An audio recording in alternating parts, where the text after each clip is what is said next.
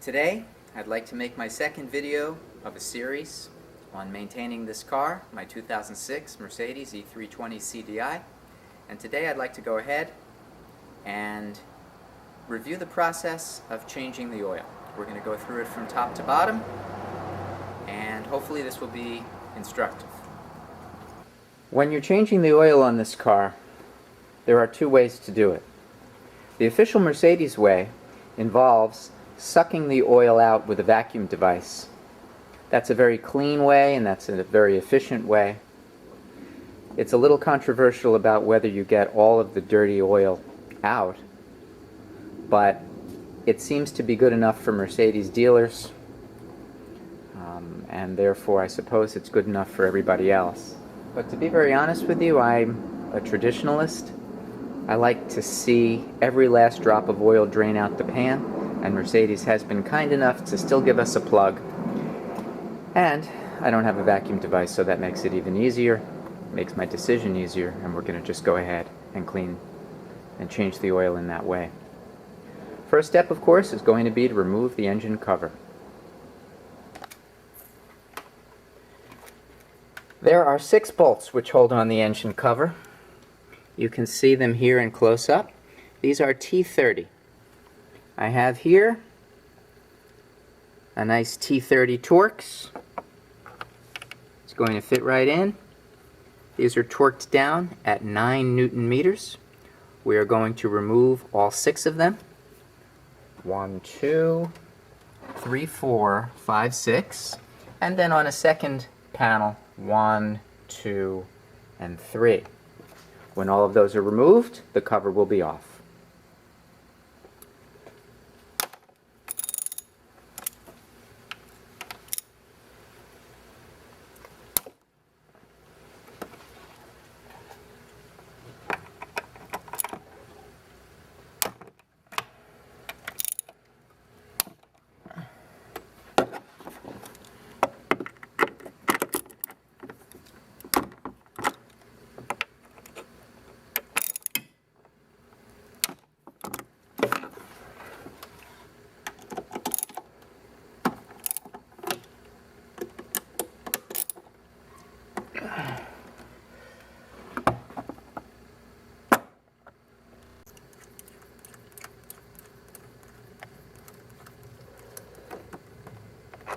So, we're just going to do this for all the others. These are M6, T30 head, 23 millimeter captive washer. Okay, the screws are out. Let's go ahead and lift off the cover. It's really hard to do this with one hand. Okay, put that up here where it's not going to go anywhere. Put that up here where it's not going to go anywhere. Beautiful. Okay. And so, now we can take a look at our engine. This is the diesel fuel filter. And over here is our air box. Back over here is the transmission. We did another video to talk about how to change that. This is the dipstick where we would ordinarily attach the vacuum device, but I'm not going to do it that way. And then, of course, the area that we're looking for is right here, and this is the oil filter. And we're going to be removing it from here. So, now that I have exposed the engine, the next step is going to be to jack up the car. And the reason that I don't want to put it up on ramps instead of jacking it is because if I have it up on the ramp, then I empty all the oil, and then fill it up again, I'm concerned that because the car is on an angle, that when I first start the car, I may have a situation where the oil doesn't get into every nook and cranny, and God forbid I should cause any damage. So by jacking it up, I can do all my work, then I can put the car down without having to start it up, and then when I do start it up, it's on a nice flat level surface.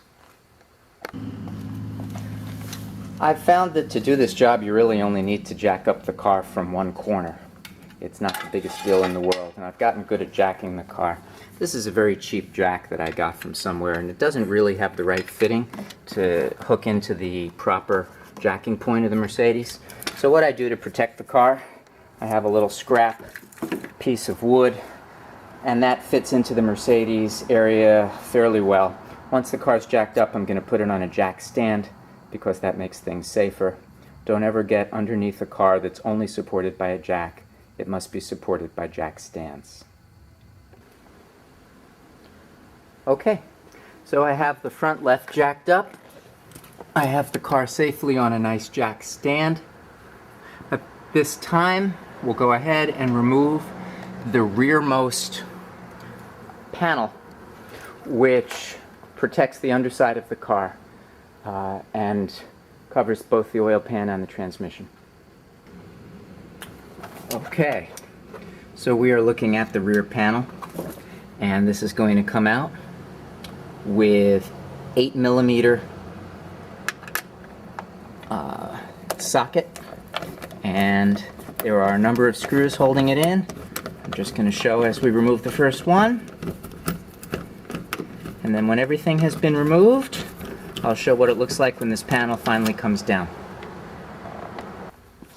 Okay, so we have removed these bolts, and we have successfully removed the sound shielding from underneath the car, and that will successfully expose what is underneath.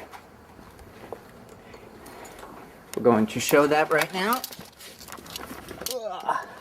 And what we are looking at is right on the side here, right here. This is the drainage bolt. There you are. This is the drain bolt for the oil, and we will be removing that. Prior to draining, in order to allow venting and faster draining, I go ahead and take off the oil cap. That way, as things drain out, air can come in, and that will hopefully result in faster drainage. Okay. In order to remove this cap, we are going to use a 13mm. We're going to get under the front of the car like this. Okay, and there is our target. I have a big bin under here.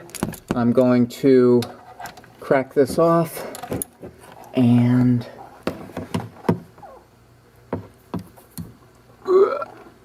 oh boy, I'm going to need two hands, so I'm going to have to put this down. It's going to be a little messy, and then I'll turn it back on once we're draining. Alright, well, I have cracked it off with the tool. Now I'm backing this out by hand. This will get a little messy. It's probably best to do this when the engine is warm. That way the oil is less viscous. It's going to run more freely. More oil is going to get out of the system. This engine is barely warm. It's not hurting me, but it's warm. So right now we're taking this off, and we're going to see a big flood of engine oil any minute now. And this stuff is going to be nasty and black. Here it comes. And there it goes. We'll let that drain. Really unpleasant stuff.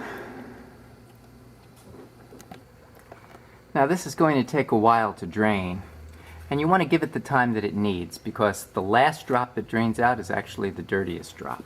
So there's no particular point rushing this thing. We don't get paid by the hour over here. I'm going to go ahead and show you the bolt, the drainage bolt. drain plug. It's sitting here, very dirty. It has a copper crush washer. These should not be reused. I have a whole bunch of them. I'm going to just throw that away. But of course the drain plug, which again is 13 millimeters, that will get reused with a brand new copper crush washer. And the crush washers can be purchased really anywhere. I've seen them at Napa. They're online. I bought 10 of them online for maybe $2 or $3, and I'm set for my next few oil changes. So this is my bag of new copper crush washers. They fit well. I have an official Mercedes-Benz filter. This is my part number, which is for the diesel. You can see over here. I find that there's no particular point in trying to worry about what might happen if you use an aftermarket filter. Because when you buy these things online, the price difference between a Mercedes filter and an aftermarket filter is negligible. And if there's even the slightest chance that there may be a problem with an aftermarket filter, I don't feel the need to take that chance. Now I know if you use a good man filter, that's what all the mechanics do, that they have no trouble, and I'm sure that that would be just fine, but you know how these dealers are and how car mechanics are. And if there's the slightest issue and then they pull out a filter and they discover that it's not a Mercedes filter, somebody's going to come back and say to you, oh, well, that's why your whole car fell apart. And perhaps that's a little paranoid, but I think we've all experienced things like this before. In terms of the oil that I'm using Mobil 1 5W40. This is the ESP Formula M. Now, for the diesels, it's particularly important that you use the proper specification of oil. This car, I'm using the Mercedes 229.51 specification. This is the low ash. The ESP stands for Emission System Protection. Formula M is for Mercedes. It's made basically for Mercedes. Now, you can get this at the dealer, and surprisingly, it's not that expensive. At the dealer, it's maybe $8, $8.50 a quart. You need 8 quarts to do this job. I have a case of 6 here, but I've got a lot more in the garage. I don't think it's a bad deal to buy this at the dealer. Now, you do find these also at Pep Boys.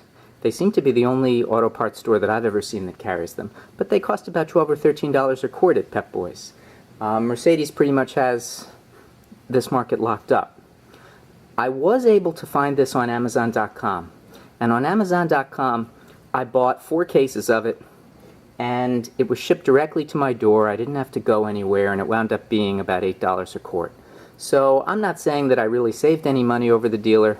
If I did, it was only a few cents, but I liked the convenience of it, and it just came right to my door, and now I have it. And 4 cases, 24 quarts, that'll be good for 3 oil changes. In order to take off the oil filter cover, I'm using this cap filter wrench. It's 14 flutes at 76 millimeters. I would say that this works adequately. I would not say that it works great. If I had this to do over again, I'd buy a better quality tool that really grips onto it a little bit better. If you allow it to, this will slip pretty easily. You have to use good technique. Always be pressing downward so it doesn't slip, but it works. Alright, so there's the oil filter wrench. This is torqued down to 25 Newton meters. Again, I'm probably going to need 2 hands to do this, and we will do that in a sec. Okay, I cracked it off with 2 hands, and now we can take this off a little bit more slowly.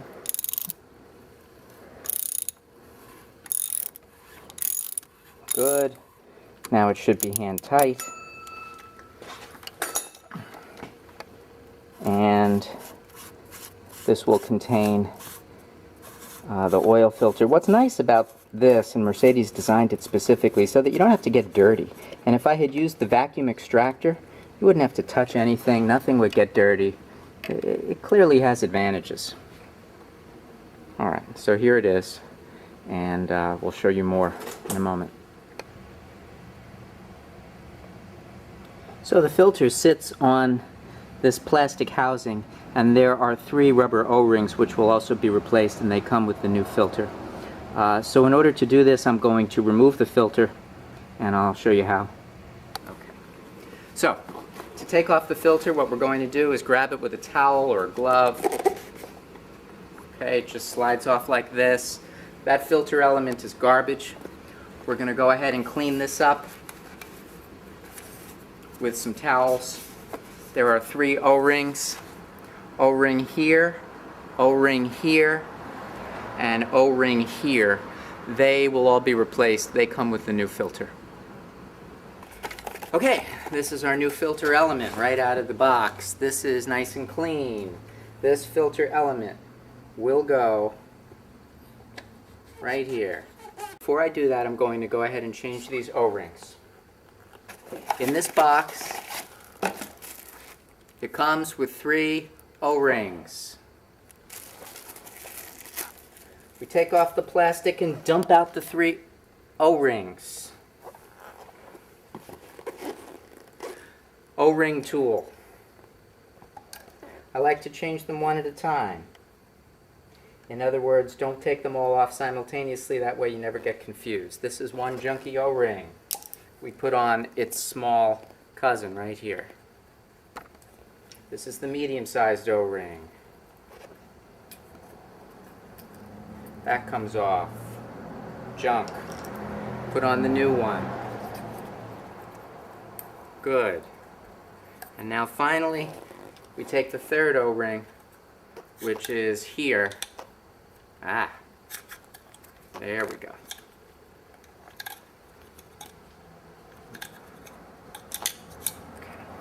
And that's off. And we put on our final O-ring. This will just ensure that nothing ever leaks and that everything seals just the right way. With the O-rings on, I now take this nice filter. On it goes. Clicked into place. This is ready to get reinstalled, and this will get tightened to 25 Newton meters. Okay, I've taken a new crush washer. That goes right on the drain bolt. The drain bolt is 13mm socket. That's going to get installed back on the car. Okay, so we're putting on this bolt. I'm going to make it hand tight at the beginning. This gets torqued down with a 13mm socket to a total of 30 Newton meters of force. 30 Newton meters.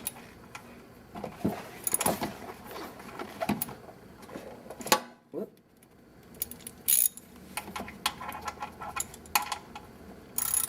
You might want to cut that part out. Yeah.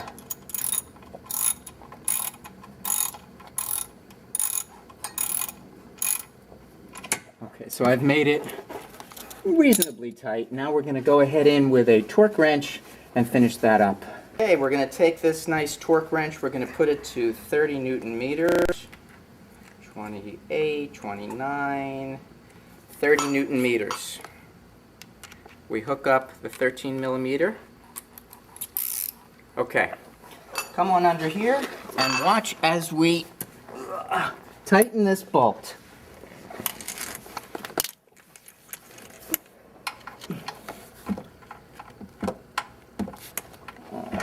Okay. Tell me when you're able to see. Can you see, Mr. Cameraman? Yeah. Okay.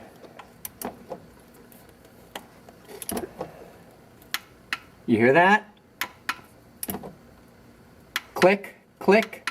That means we're at 30 Newton meters. Click, click. Done. Okay, we're going to reset this to 25 Newton meters. 25 Newton meters. I'm going to go ahead and reinstall this. Follow me up here, Mr. Cameraman. You see how that goes in? We make this hand tight. Good. Once it's hand tight, I take the oil cap filter wrench, hook it up to the torque wrench. We are going to make this 25 Newton meters.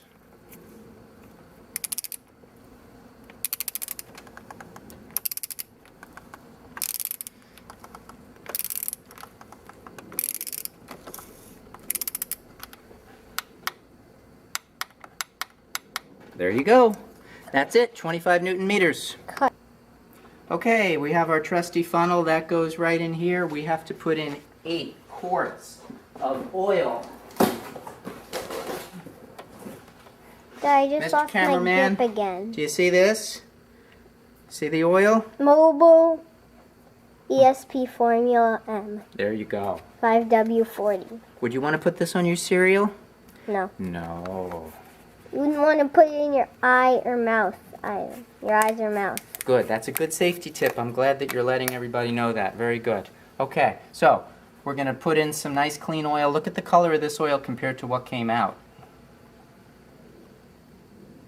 It's like a Sprite color. Looks like syrup, doesn't it? Oh, on this Yeah. on the camera, it looks like Dr. Pepper Okay. or Coca-Cola. Cut. Okay, my able assistant has lined up for me the 8 bottles that we've put in. What do you say to yourself, assistant? Excellent. Okay, we went ahead and put this in. It's very important to actually fill up with 8 quarts of fluid, of oil, before you put the car back together, because it would be so easy to forget that you've done it, and then if you start the car, you're done. We're going to put the oil back on.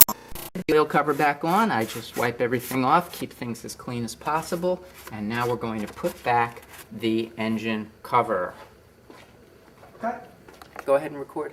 Okay, so I have both pieces of the engine cover, and what happens is that one piece actually plugs into the next, and it's easier to do it when it's laying on the ground than it is to do it when it's on the car. So you plug it in like that, then you take it as one piece, and follow me up here, Mr. Cameraman. And you put the engine cover on in one piece, and then we reinstall the bolts, and the bolts get torqued down with a T30 Torx to 9 Newton meters. Okay, and for the last step, I like to use a little bit of Meguiar's Supreme Shine, and go ahead and clean off this plastic.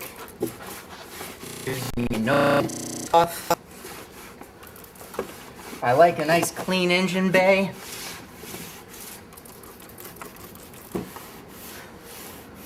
You wouldn't think that this car has this kind of mileage on it. We're at 116,000. And the reason that the car looks so good is because we're always keeping it in nice shape.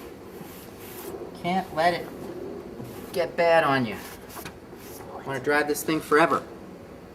Okay, the sound panel has been put back on underneath the car using 8mm socket. I took the car off of the jack stand. The car is on its own right now. I sealed up the engine. Next, we're going to go in and reset the service light. Resetting the service light is interesting. You can go ahead, and I found this on the internet. We insert the key into the ignition, switch position 1, press these buttons until the mileage is displayed. These are the instructions. I'm sure you'll find that interesting. Those are my notes.